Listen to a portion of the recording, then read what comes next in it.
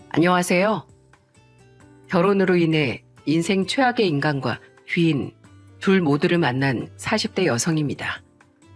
설날이 지나 본격적인 새해가 시작된 요즘, 여러분의 가정은 평안하신가요? 저는 요즘 그 어느 때보다 가족과 함께 평화롭고 걱정 없는 매일을 보내고 있답니다. 하지만 지금의 이 행복을 찾기까지 저는 수많은 우여곡절을 겪어야 했는데요.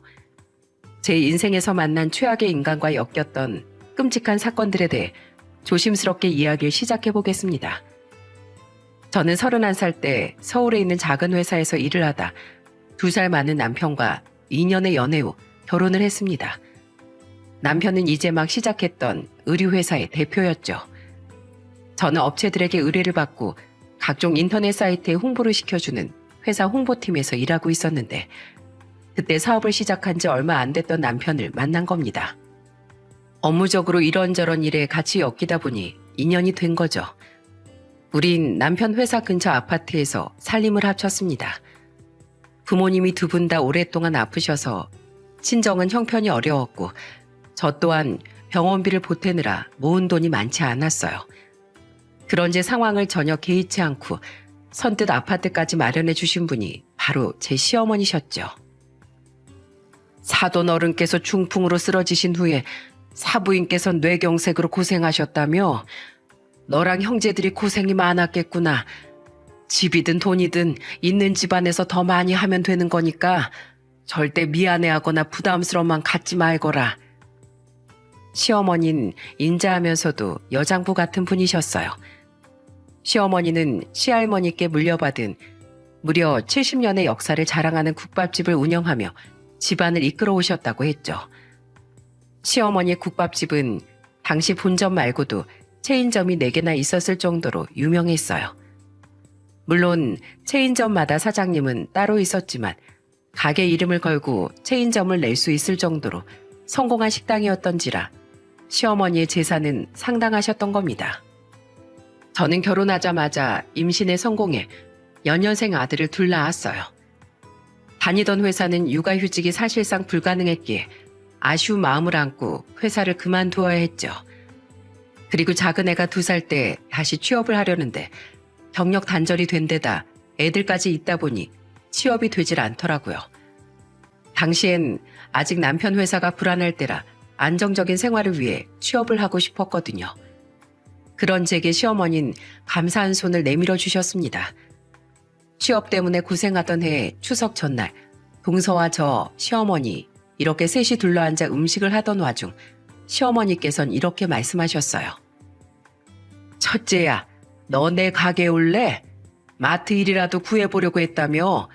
그것보다 내 국밥집에서 비법 전수받고 일하는 게 몸은 좀 힘들어도 나중을 생각하면 훨씬 나을 게다. 나도 내 시어머니한테 국밥집 물려받은 거 너희들 잘 알지?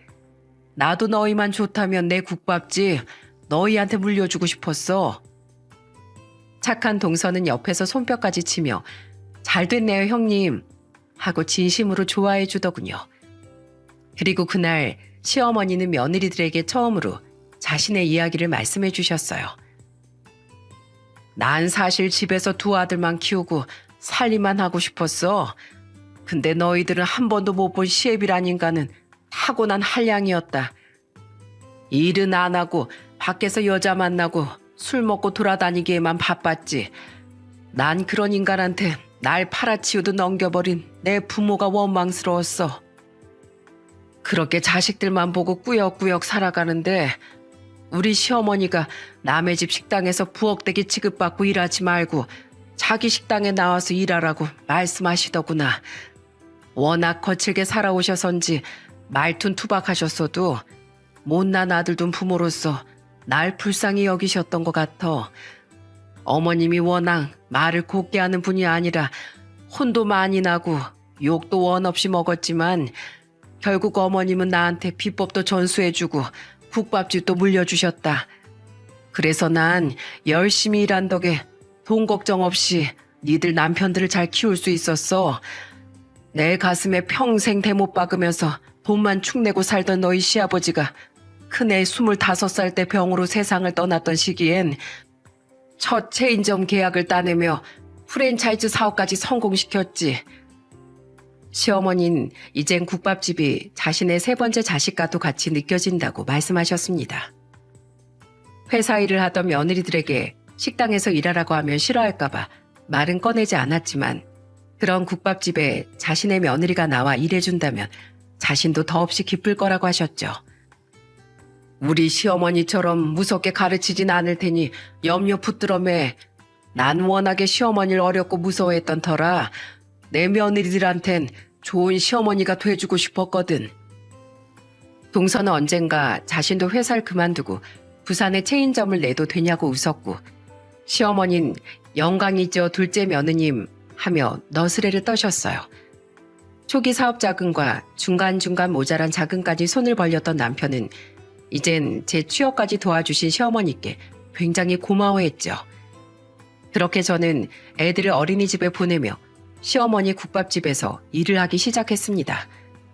처음 해보는 식당 일이라 걱정했지만 일은 굉장히 재밌었어요. 비록 삭신이 쑤시는 등 몸은 고됐어도 제가 만드는 음식을 맛있게 먹어주는 손님들을 보면 피곤이 싹 가시곤 했죠. 일을 하면서도 제가 다치진 않았는지 남편이 잘해주는지 일이 힘들진 않은지 등등 시어머니는 온통 제 걱정뿐이셨습니다. 그전엔 일하느라 워낙 바쁘신 분이라 자주 뵙지 못해 그냥 좋은 분이구나 싶었는데 일주일에 6일씩 붙어있다 보니 시어머니께서 얼마나 배려심 깊고 인자하신 분인지 똑똑히 깨달을 수 있었어요. 그런 시어머니께 보답하고 싶어 저는 몸 한 번 사리지 않고 열심히 일했습니다. 첫 월급을 탔을 때 제일 먼저 한 일도 시어머니께 다리 마사지기를 사다 드린 거예요. 시어머니께서 자주 다리를 두드리시던 모습이 자꾸만 눈앞에 아른거렸거든요. 그 외에도 전 종종 선물도 하고 바쁜 남편 빼고 시어머니와 함께 애들을 데리고 근교로 나들이도 가는 등 오히려 떼어놓으면 섭섭한 고부 사이가 되어갔습니다. 나한테 딸이 있었으면 딱 어멈 너 같은 아이였으면 했다. 일하느라 힘들 텐데 나까지 이렇게 챙겨주고 고맙다 어머마. 아니에요 어머님. 저 진짜로 어머님이 너무 좋아서 이러는 거예요. 그리고 우리 애들도 다음엔 할머니랑 또 언제 놀러 가냐고 성화라니까요. 어머님, 제가 자꾸 옆에 붙어 있는다고 저 귀찮아 하시면 안 돼요? 사업이 성공 궤도에 오르며 날이 갈수록 가정에 소홀해졌던 남편보다 제겐 시어머니가 훨씬 든든한 내 편처럼 느껴졌습니다. 가끔은 지방에서 오빠 사시던 친정 부모님보다 시어머니가 더 가깝게 느껴졌으니 말 다 한 거죠. 그만큼 시어머니 또한 저를 친딸처럼 아껴주셨거든요. 평생 시어머니와 가족으로서 행복하게 살고 싶었건만 문제는 제가 결혼한 지 11년 만에 일어났습니다. 그 사이 편찮으셨던 친정 부모님이 두 분 다 돌아가셔서 저는 더더욱 시어머니께 의지를 하고 지냈어요. 어머마, 오늘은 영 손님이 없구나. 너 저번 주에 주방 아줌마가 못 나와서 하루도 못 쉬었지? 오늘은 일찍 들어가서 내일 모레까지 푹 쉬거라. 나도 고단해서 이번엔 직원들한테 가게 맡기고 너처럼 이틀 동안 좀 쉬어야겠구나. 어느 날 시어머니는 저를 일찍 퇴근시켜 주셨어요. 오랜만에 해가 중천인 평일에 자유시간이 생기니 남편 생각이 났습니다. 초등학생이었던 애들도 제가 미리 차려놓은 저녁 먹고 후다닥 학원 가느라 바쁠 테니 간만에 남편과 둘이 오붓하게 저녁이나 먹을까 싶었죠. 그렇게 남편의 회사로 향한 전 눈앞에 펼쳐진 믿지 못할 광경에 입을 틀어막고 말았습니다. 난 자기가 우리 회사 대표인 게 너무 좋아. 이렇게 외근 핑계대고 대낮에도 데이트 다닐 수 있어서. 겨우 그런 걸로? 조금만 기다려. 내가 그런 건 비교도 안 될 정도로 주한호 호강시켜 줄 테니까. 남편 회사 건물에서 다정하게 팔짱을 끼고 나온 두 사람은 바로 남편과 남편 회사에서 오래 일한 여직원이었습니다. 저보다 2-3살 어렸던 걸로 기억하는 그 직원은 종종 남편과 지방 출장도 다닐 정도로 남편이 총애하던 직원이었어요. 물론 다른 직원들 몇몇을 껴서 말입니다. 몇 번 남편 회사에 갔을 때 제게 살갑게 인사하던 직원이라 기억이 났죠. 일 얘기라며 남편과 통화도 자주 주고받고 명절엔 따로 제 선물까지 챙겨보낼 정도로 싹싹했기에 그저 능력있고 야무진 직원인 줄로만 알았는데 눈앞의 광경은 제 생각이 어리석었다는 걸 증명해 주더라고요. 두 인간은 언제부턴가 눈이 맞아 외도를 하고 있었던 겁니다. 역시 우리 자기밖에 없다니까. 자기 아는 좋겠다. 이렇게 자상하고 돈도 잘 버는 남편 둬서 아직도 애들이랑 시간 좀 보내라고 잔소리해? 나라면 돈 버느라 힘든 사람 귀찮게 안 하고 맨날 떠받들어주면서 살 텐데. 내가 이러니까 주한을 좋아하는 거야. 우리 집사람은 나랑 안 맞아도 너무 안 맞아.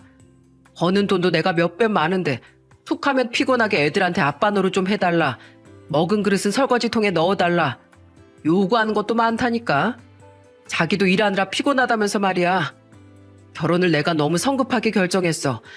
주한을 조금만 빨리 만났으면 이렇게 껍데기뿐인 결혼 생활로 고통받지도 않았을 텐데.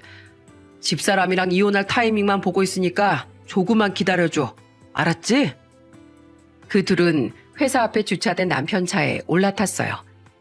충격을 받은 나머지 눈물까지 고였던 전 우선 두 사람의 다정한 모습을 사진으로 찍고 지나가던 빈 택시를 급히 잡아 세웠죠. 저 차 좀 따라가 주세요, 기사님. 제발요. 택시 기사님은 뭐라고 입을 때려다 정신이 반쯤 나간 것 같은 절 보고 아무 말 없이 차를 출발시켜 주셨습니다. 그리고 남편의 차가 주차를 시작한 장소를 본 기사님은 제게 택시 요금을 받으며 이렇게 말해 주셨어요. 살다 보면 이런 일도 저런 일도 다 잊혀집디다. 힘내요, 젊은 양반.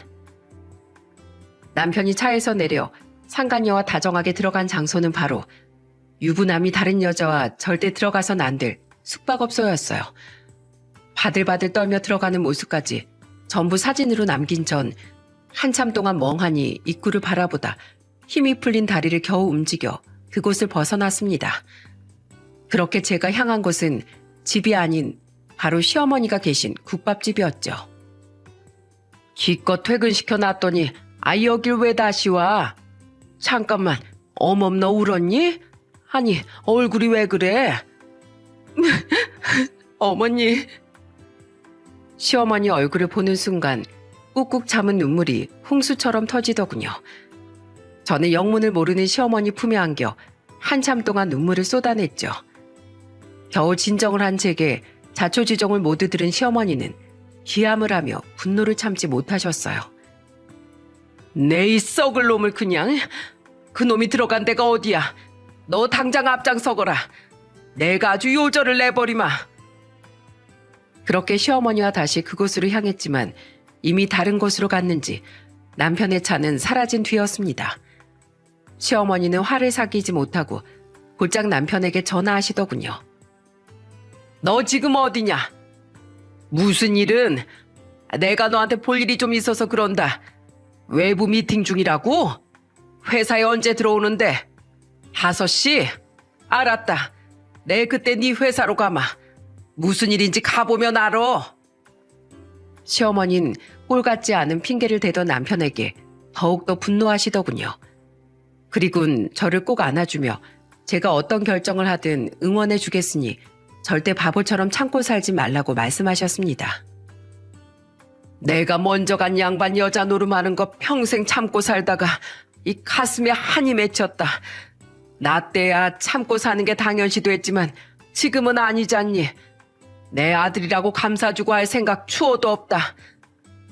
이따 직접 가서 따귀를 때리든 발로 차든 너 하고 싶은 대로 마음껏 해. 그런 시어머니가 너무 든든하게 느껴졌어요. 시어머니 덕분에 저는 충격에서 조금씩 헤어나올 수 있었고 어느새 마음엔 분노만이 가득해졌습니다. 자신과 함께 애들까지 낳고 열심히 살아온 저를 저버리고 상간녀 앞에서 헐뜯기까지 한 남편을 절대 용서할 수 없었죠. 어머니, 당신도 같이 왔어? 오늘 두 사람 다 일찍 퇴근한 거야? 시간에 맞춰 남편의 회사를 찾아가니 남편은 아무 일 없었다는 표정으로 도리어 저와 시어머니를 어리둥절하게 바라보더군요. 그렇겠죠. 저와 시어머니가 자신이 바람난 사실을 알았다는 건 꿈에도 몰랐을 테니까요. 그리고 그놈의 옆으로 뻔뻔한 웃음을 띤 상간녀가 우리에게 인사까지 하더라고요. 사모님 안녕하세요. 오랜만에 뵈니까 더 예뻐지셨다. 잘 지내셨죠? 다음엔 저 차라도 한 잔 사주세요.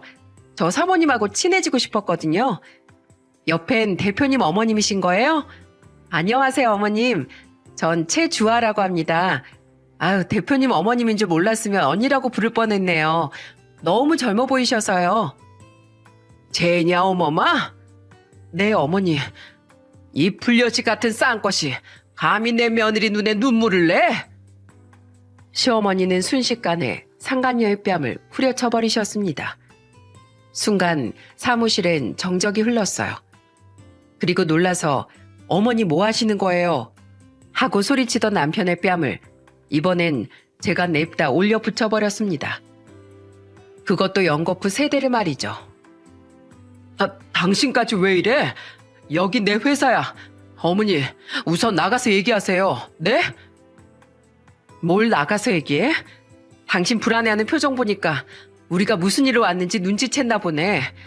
나 오늘 낮에 당신 회사 찾아왔다가 다 봤어. 저 씹어먹어도 모자랄 여자랑 당신이 외근 핑계로 팔짱 끼고 버젓한 대낮에 침대에 있는 건물에 드나드는 것까지 죄다 말이야. 야, 이 개만도 못한 놈아. 11년이나 살 부대끼고 산 아내를 배신하고 그것도 자기 회사 여직원이랑 바람이나? 네가 그러고도 우리 애들 아빠니? 그러고도 네가 회사 대표야? 이 발정난 짐승 같은 놈아.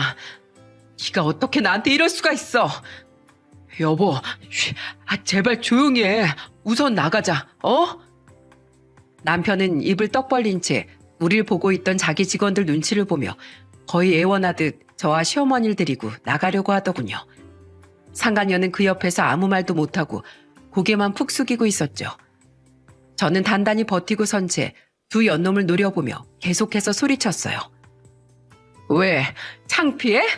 둘 다 고개도 제대로 못 드는 거 보니까 창피한 줄은 아나 보네. 인간들아, 인생 왜 그러고 사니? 야, 채주아, 너? 뭐? 나랑 친해지고 싶어? 가증스럽기도 참 가지가지다. 저 쓰레기만도 못한 놈, 너 가질 거면 가져. 바퀴벌레랑 쓰레기랑 냄새나고 더러운 게 아주 환상의 짝꿍이네. 너희 둘, 내가 하나만 장담할까? 남의 눈에 피눈물 낸 인간들 앞에 행복한 미래 따윈 절대로 없어. 니들 앞길엔 앞으로 가시덩굴만 가득할 거야. 우리 며느리 말 한번 잘하는구나. 이놈아. 내가 남편은 버러지였어도 자식 놈들은 잘 키운 줄 알았더니 잘 키우긴커녕 금수를 만들어냈구나.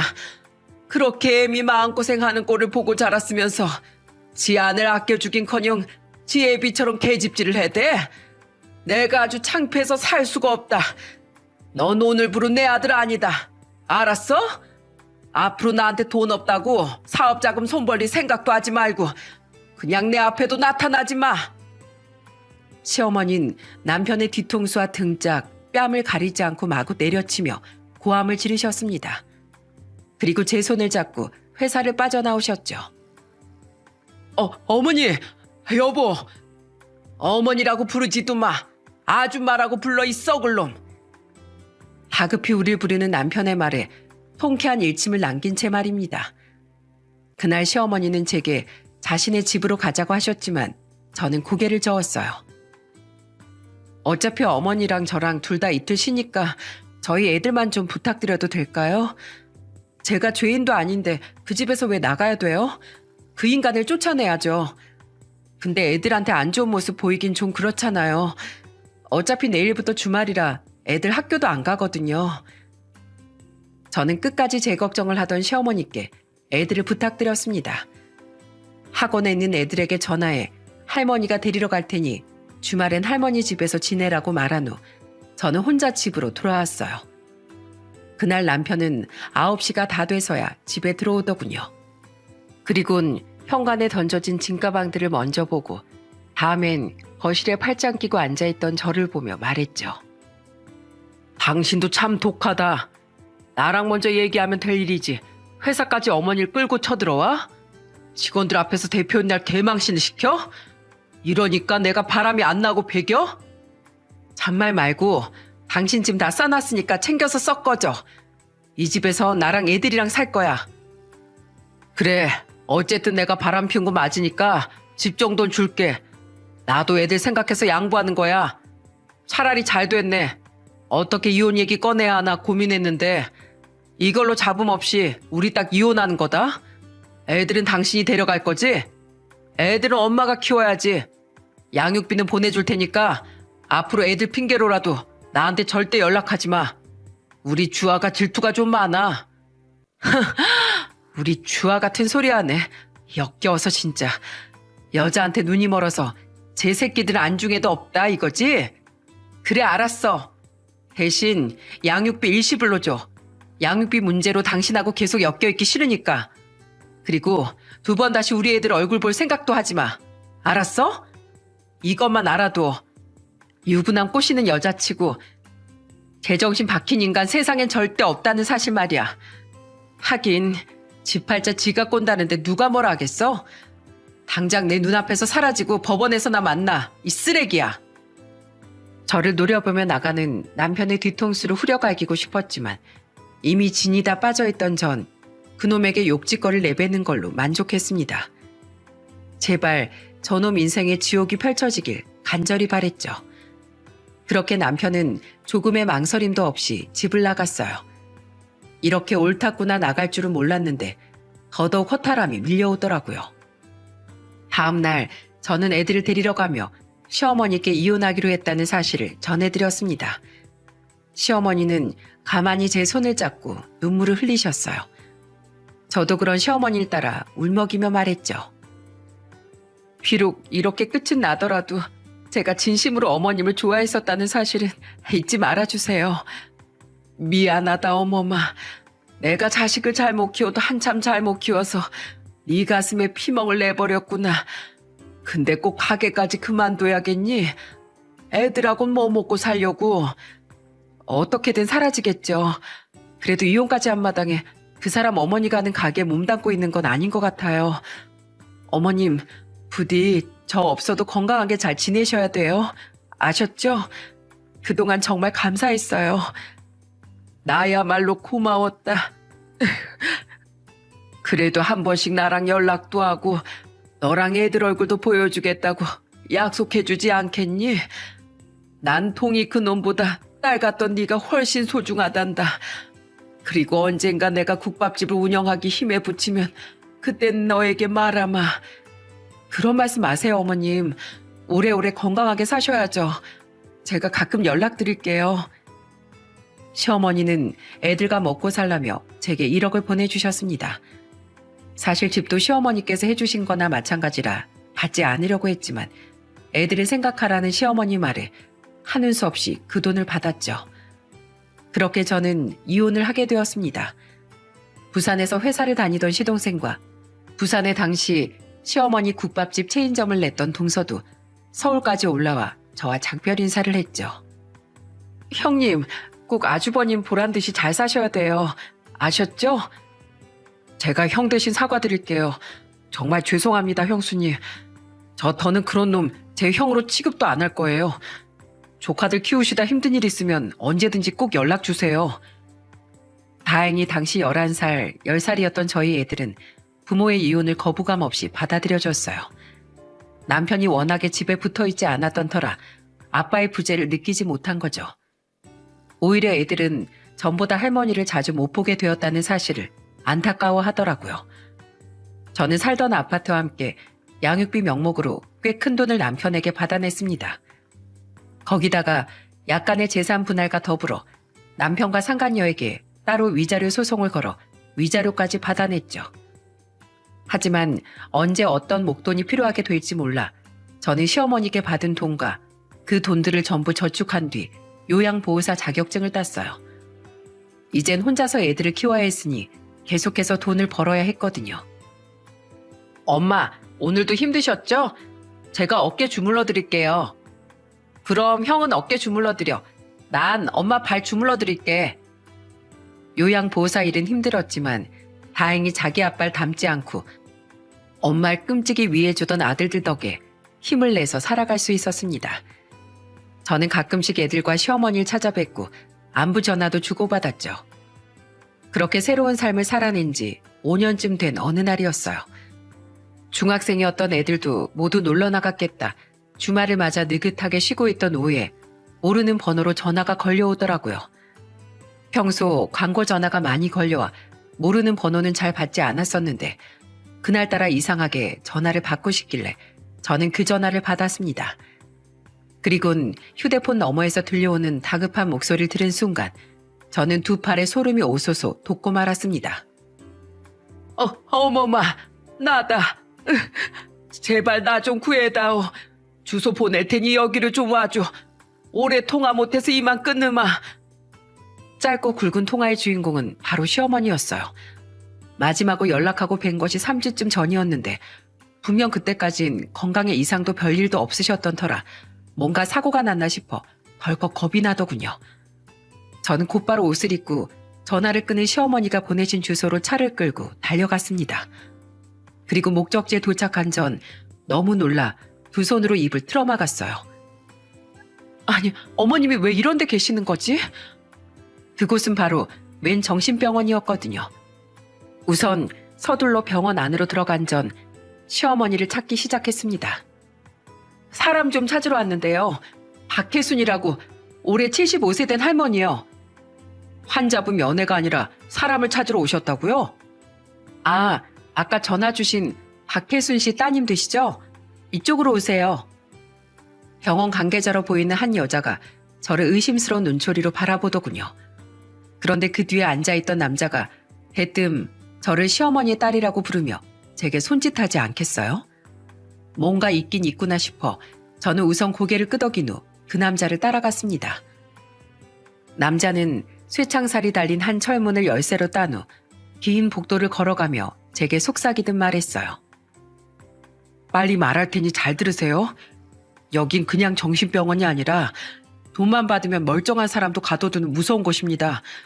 여기 의사가 쥐세계 어깨들이랑도 통하는 사람이라 후환이 두려워서 전 차마 박혜순 씨를 빼내지 못했어요. 그러니 박혜순 씨를 가둬둔 병실에 들어가자마자 경찰에 신고부터 하세요. 아셨죠?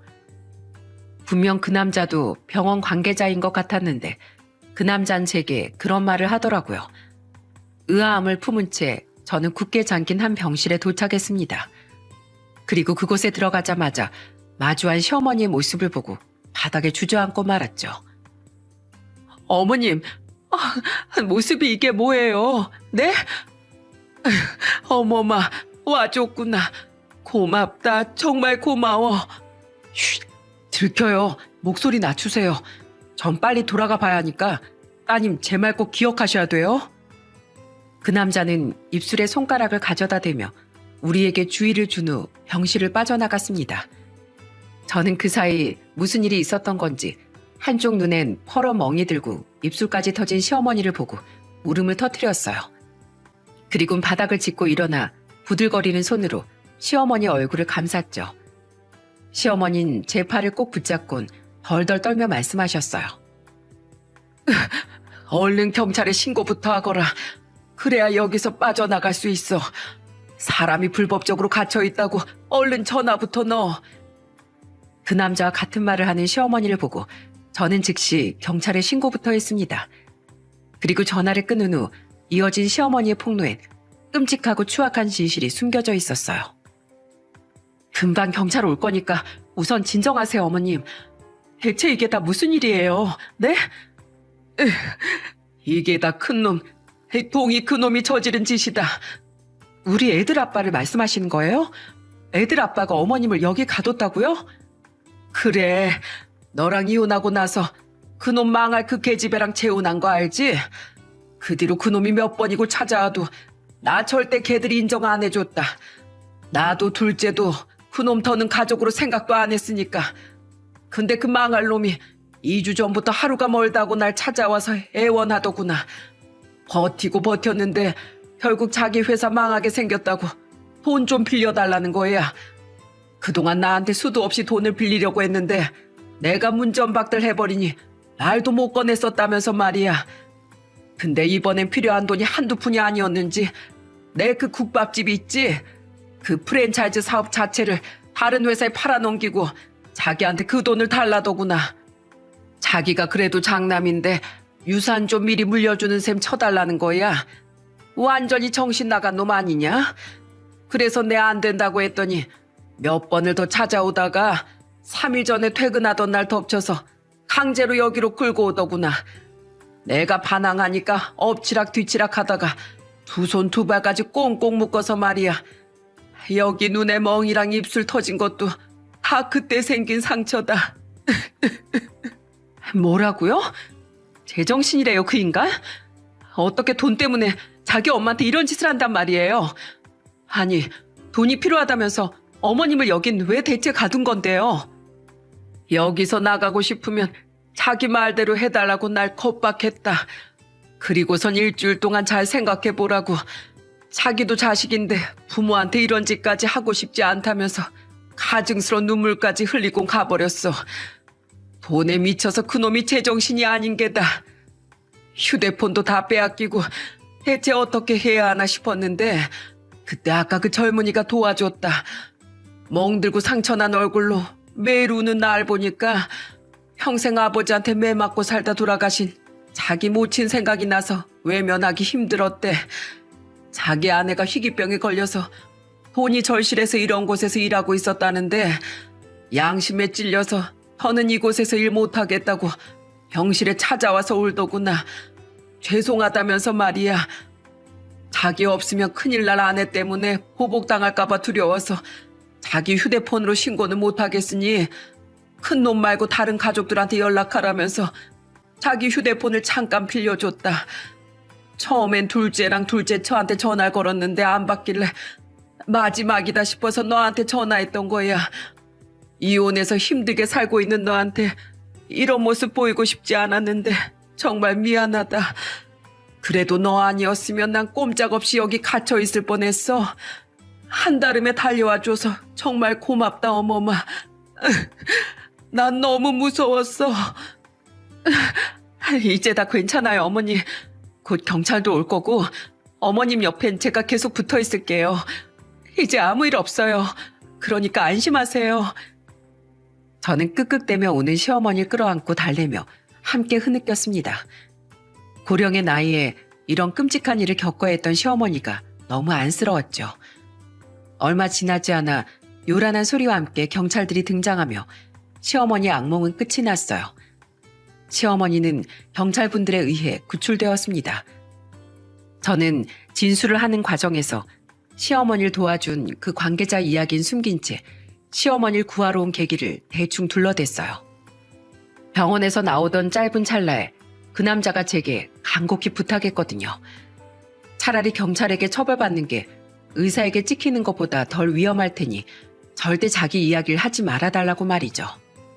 저는 경찰서로 향하는 도중 시동생에게 전화를 걸어 이 끔찍한 사실을 알렸습니다. 그러자 경악한 시동생은 동서와 즉시 부산에서 달려왔어요. 저녁 무렵 도착한 시동생은 우선 저희 집으로 모신 시어머니를 보자마자 오열하더군요. 어머니, 얼굴이... 전화 못 받아서 정말 죄송해요. 아니, 그보다 제가 매일같이 연락드렸어야 했는데 그러지 못해서 정말 죄송해요. 강동이 이 자식, 내가 절대 가만 안 둘 거야. 동서 또한 시동생과 함께 죄송하다며 펑펑 울었어요.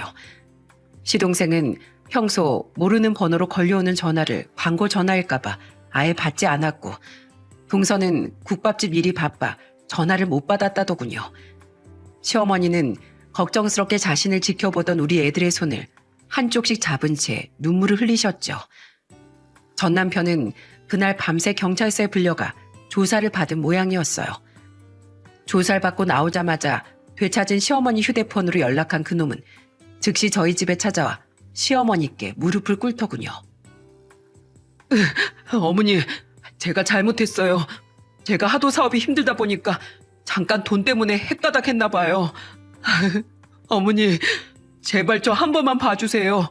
네? 설마 저 고소라도 하실 건 아니죠? 예?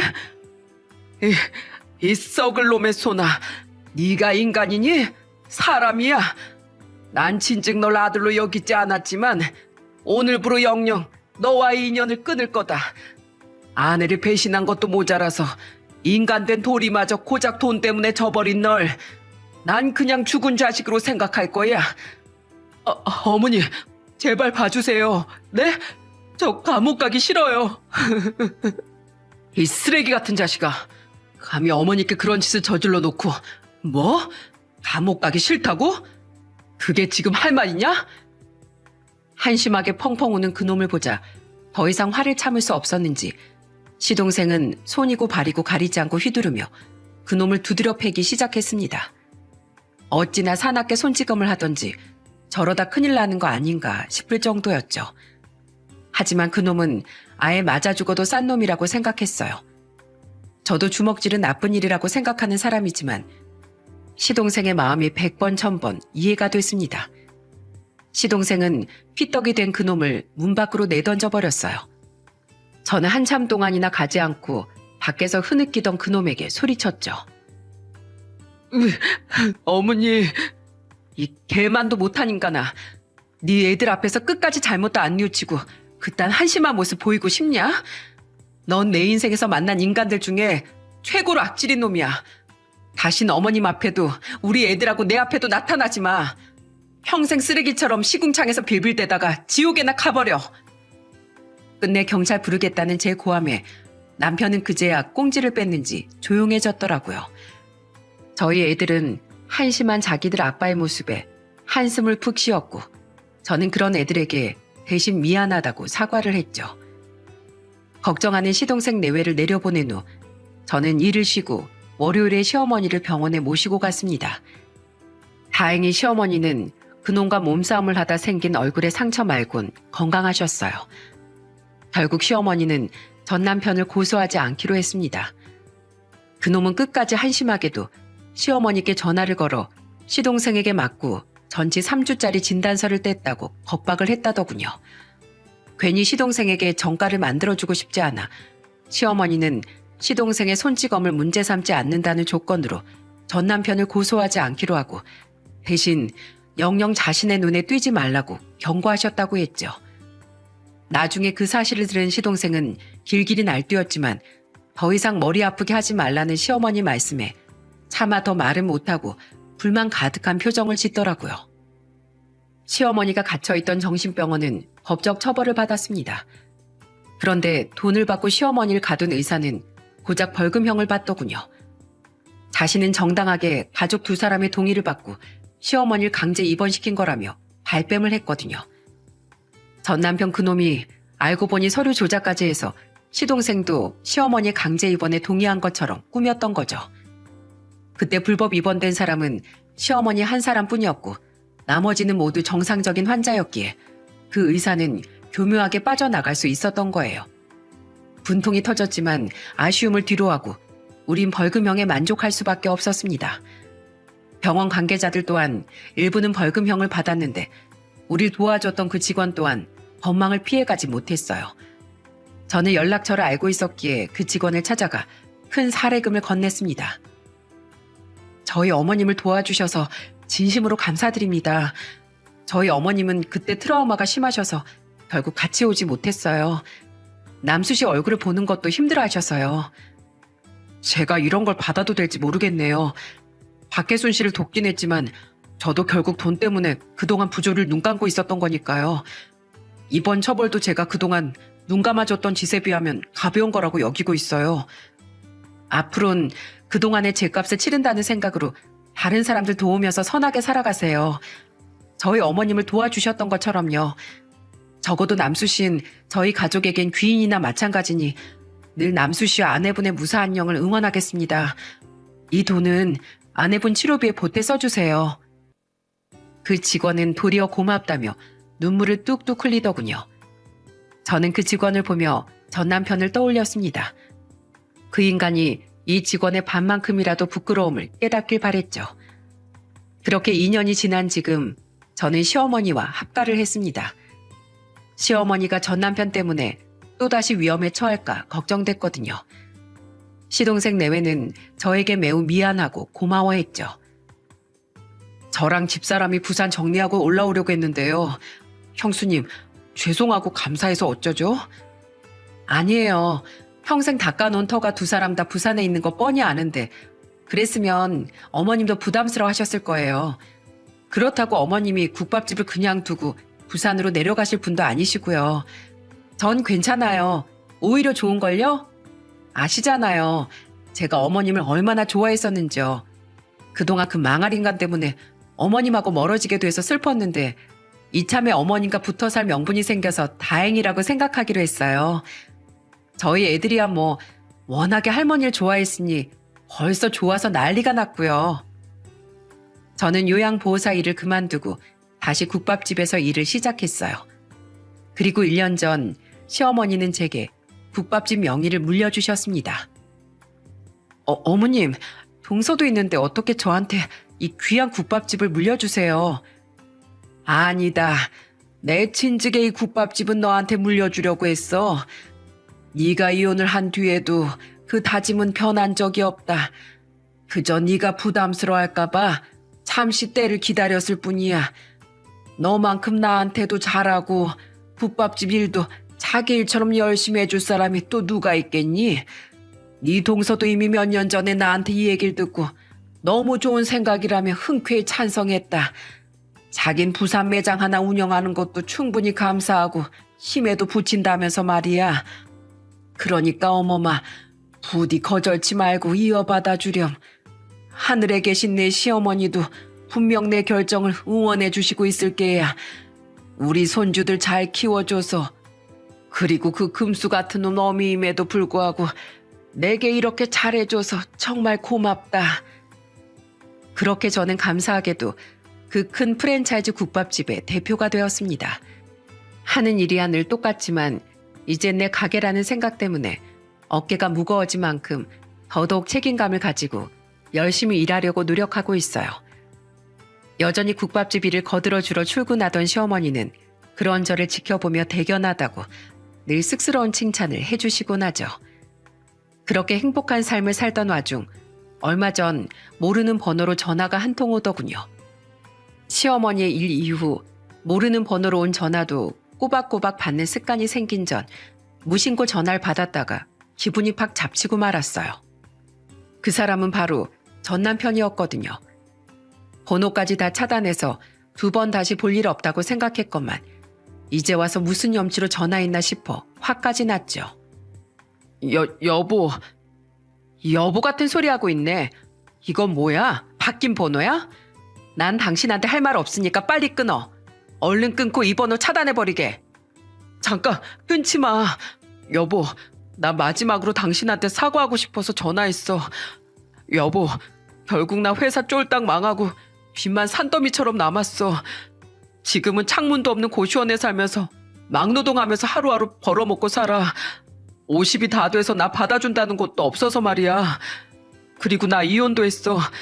내가 돈이 많을 땐 좋다고 옆에 붙어 있더니 내가 망하자마자 그 여자 뒤도 안 돌아보고 떠나버리더라. 같이 살 땐 일도 안 하고 흥청망청 돈만 써대던 그런 여자를 얻겠다고 내가 조강지처인 당신을 버렸어. 내가 뭐에 단단히 쉬었던 거야. 거기다가 돈에 미쳐서 어머니께 그런 짓까지 저질렀으니 난 이렇게 비참하게 살아가도 싼 인간이야. 그 여자랑 헤어지니까 그동안 내가 무슨 일을 저질렀던 건지 그제야 정신이 번쩍 들더라. 어머니께 몇 번이나 다시 사죄드리고 싶어서 집 앞에 찾아갔는데 결국 용기가 안 나서 어머니 앞에 모습을 드러내지 못했어. 근데 보니까 당신이랑 애들이 지금 어머니랑 같이 살고 있는 것 같더라. 고마워 여보. 못난 자식 대신해서 우리 어머니 챙겨줘서. 나 앞으로 2번 다시 당신하고 가족들 앞에 나타나지 않을게. 당신하고 어머니한테 돌이킬 수 없는 잘못을 저지른 죄 나 평생 뉘우치면서 조용히 살아갈 거야. 그러니까 부디 앞으로 당신은 어머니랑 애들이랑 같이 오래오래 행복하게 살아. 그동안 정말 미안하고 고마웠어.